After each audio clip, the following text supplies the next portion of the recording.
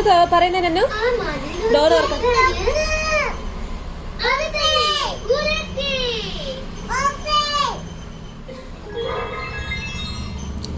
നിങ്ങൾ രണ്ടുപേരും എന്നെ രക്ഷിച്ചു. നന്നു ആണ് ഓപ്പൺ ചെയ്തേ. നിങ്ങൾ എന്നെ രക്ഷിച്ചു. നന്ദി നന്ദി നന്ദി. വെൽക്കം. വരൂ, നമുക്ക് വേഗം എവിടെ നിന്ന് പോവാം. ഈ ഗോപുരത്തിൽ നിന്ന് പുറത്തു വരാൻ നിങ്ങൾ